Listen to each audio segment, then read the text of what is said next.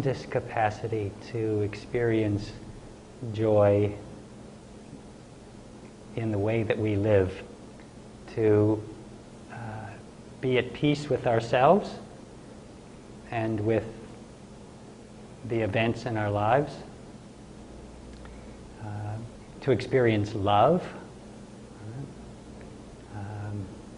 and to know our connectedness, right, with the world, to feel a part of the world.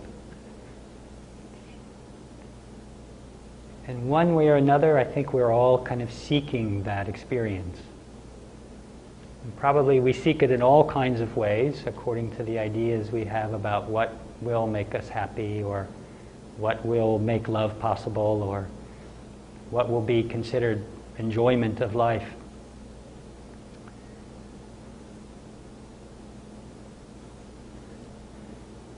There are so many ways of pursuing those goals that end up being empty and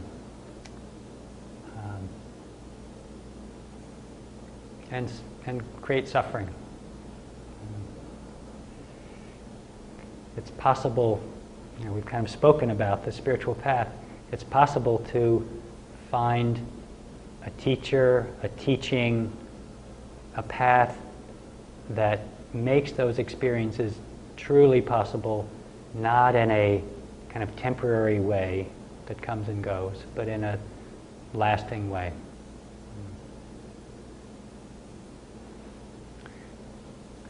Because our ways of seeing ourselves and understanding our world are so deeply embedded in us, it's important to find a practice,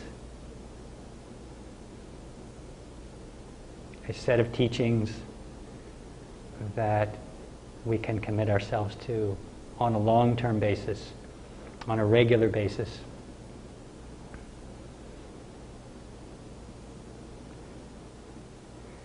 Unfortunately, I guess we've become used to smaller kinds of joy, smaller kinds of enjoyment as satisfactory or as enough. That we don't realize maybe the potential for much more than that until we suffer enough. Our teacher used to say, if someone's not interested in the spiritual path, there's no need to convince them or to try to persuade them somehow that they should be interested. That when they suffer, they'll become interested. And if they're not suffering, then probably they're doing something right, and probably they're having their own spiritual path in some way we may not recognize.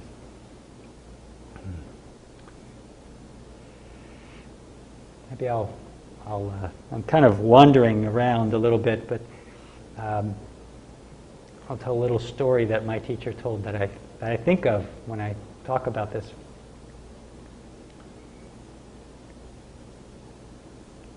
He told of in a kingdom, imagine a kingdom somewhere in some land, where at one point, through looking at the family tree of this royal family, it was discovered that there was another family member living in a nearby village in the area of this kingdom who was unknown to be a part of the royal family. So this person was, messengers were sent, and this person was invited to come take his place, his birthright, as a member of the royal family, as a member of the family that ruled the whole kingdom. And then on the way there, this person traveled through many places he'd never been to before and saw many new things. And at one point in a certain village there was a carnival, and the carnival had so many bright lights and sideshows and music and all these different experiences that he'd never seen before. And he stopped there and he got fascinated with that carnival, and he ended up spending more and more time enjoying all these new sights and sounds and these kind of stimulating experiences. So you get the idea that the person is sidetracked by something that's new and interesting and has engaged his attention. But in fact, there's something much bigger, much more important that's awaiting him nearby, that's within his grasp. And in fact, even the carnival, in a way you could say, is his own property as a part of the kingdom. The fascination, the kind of inability to see that bigger picture prevents the conviction to keep staying on the path to the ultimate birthright. I think our lives are often like that. So I guess essentially, if I boil it down a little more, we have this tremendous potential to experience life in a beautiful way.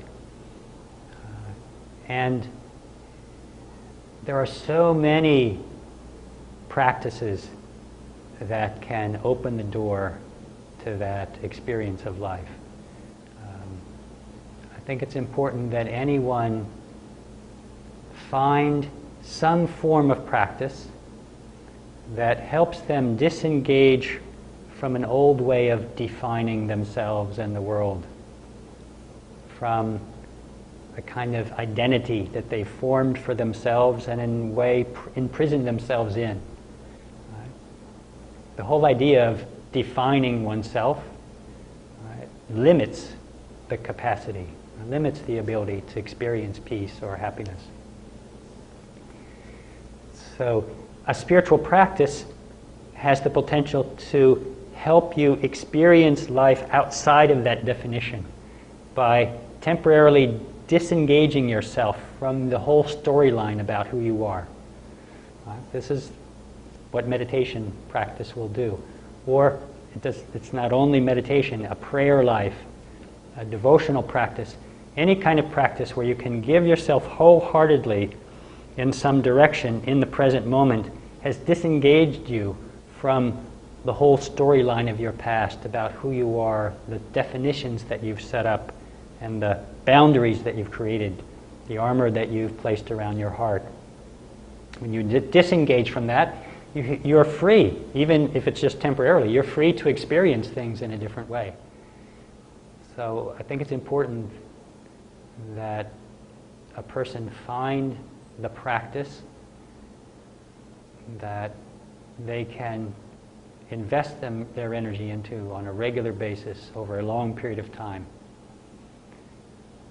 And of course, not just a spiritual practice that's done once a day or twice a day, but a spiritual practice that's accompanied by an integration in some way of that practice into the daily life. So that it's not just something that you do part-time here and there. Even a little practice on a daily basis is useful, no doubt, but even that may not be enough to override the messages that one dwells in the rest of the day. That's where a more integrated or comprehensive approach becomes important, so that your practice isn't just something that you do for a small amount of time, but that practice somehow, the teachings behind that practice or that accompany that practice can be lived in the way that you work, in the relationships that you have, in the time that you spend commuting or socializing.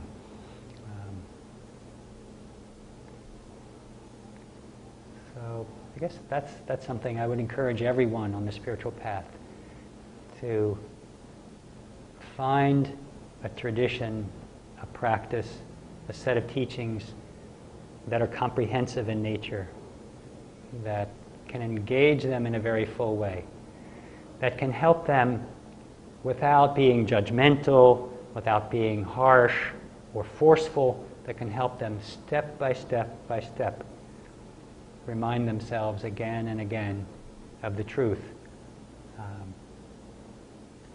Because then it's possible.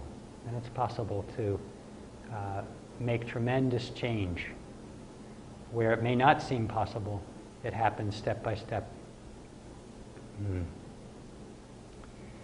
The analogy I always think of with this is when you stand at the bottom of a great mountain, it's difficult to envision what it will be like to be at the top of the mountain. And it only happens one step at a time. The spiritual path is much like that, except that sometimes the steps are kind of slow. You're not running up the mountain. I guess that's similar. You can't run up the mountain. And when you go up a mountain, the path isn't straight.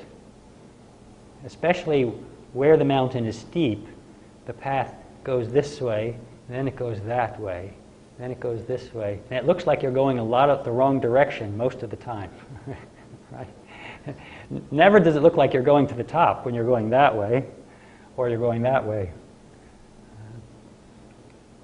That's where some faith is needed. And I guess carefully choosing the path. Choosing a path that's been walked before.